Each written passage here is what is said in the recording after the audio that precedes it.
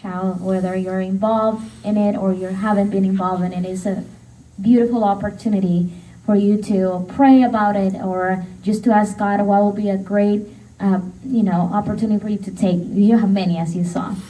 In 1998, there was a huge hurricane in Honduras. It was called Hurricane Mitch, and it hit the entire country.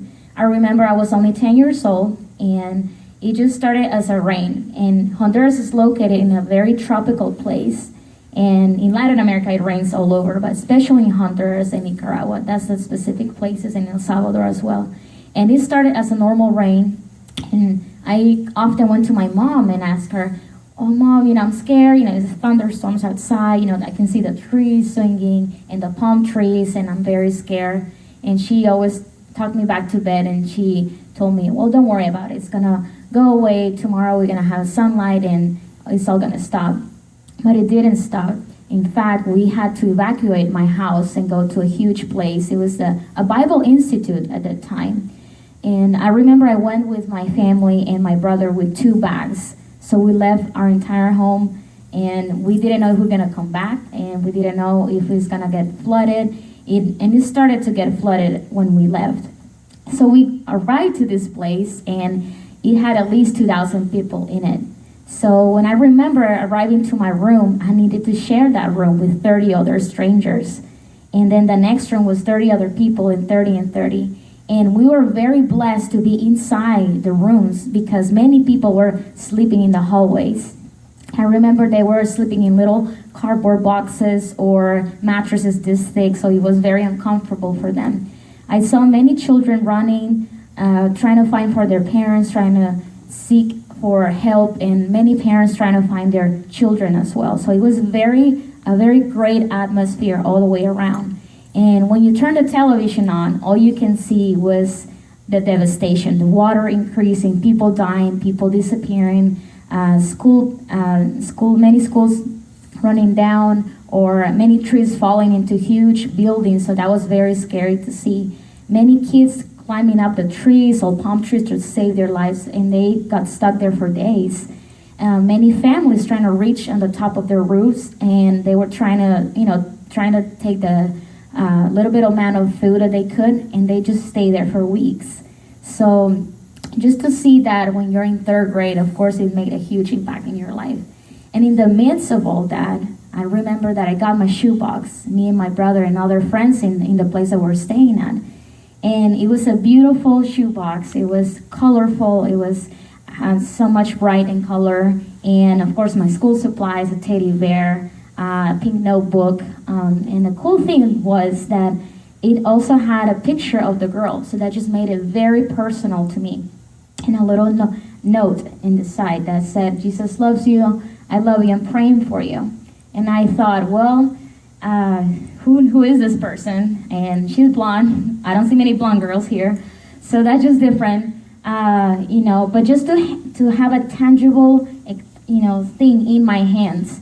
And even though I wasn't poor at that time, when I left, I had a pretty comfortable life. But when we moved to that place, of course, we had nothing. So for me to have a toy, for me to have candy that obviously was gone within a week, and for me to touch things, that were bright and colorful in the midst of all the chaos in my life, I was very grateful.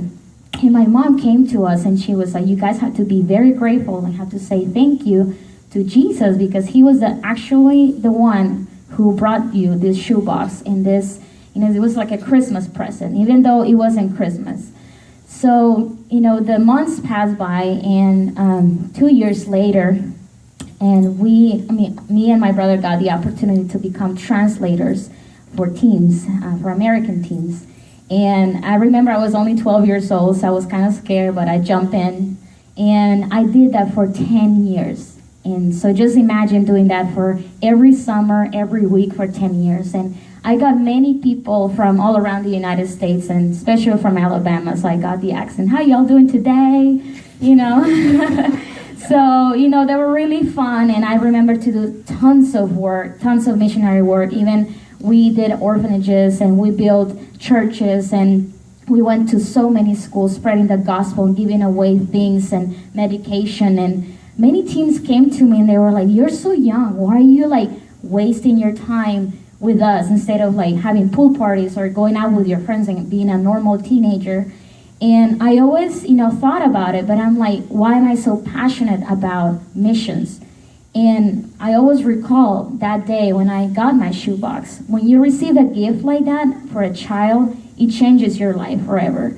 And you don't take things for granted anymore. Even though sometimes you forget and you do take things for granted, you always have to like pray to God every day for your blessings, and then you recall back all your blessings.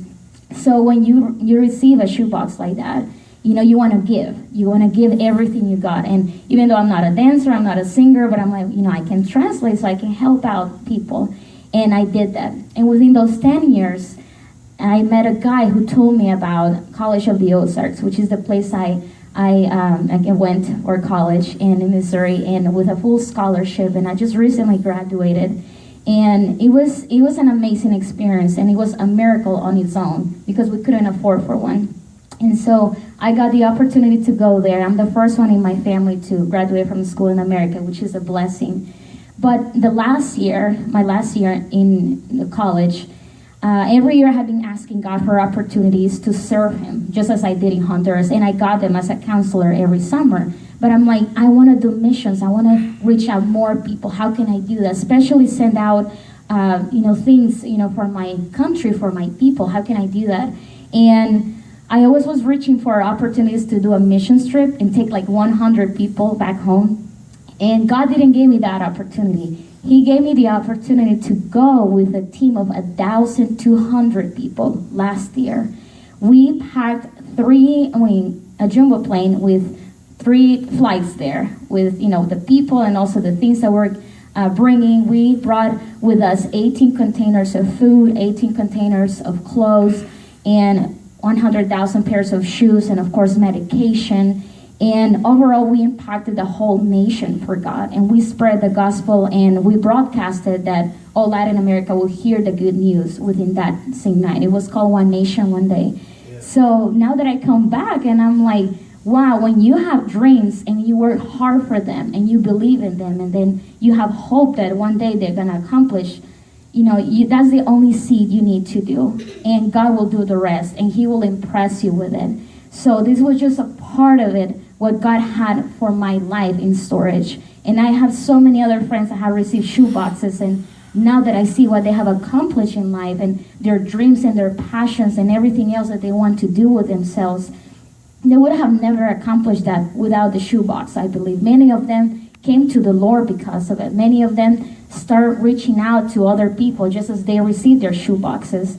And I know when you pack, like she was saying, like school supplies or for a child, you never know when that shoebox can go to the Philippines, and that child can get so inspired that in the future he or she might become the next president of their country and change their country forever, just as I was part of it last year. So I just wanted to thank you for packing those shoe boxes. Make sure it's not only about toys and things, but just the little things that count, like a little note or like your picture or prayer, which is the most important thing, because you're not only sending a gift, it's not like it's only Christmas, but it's so much meaningful. It is the gospel. So that is the power of a simple gift. So I wanted to thank you for that. God bless you.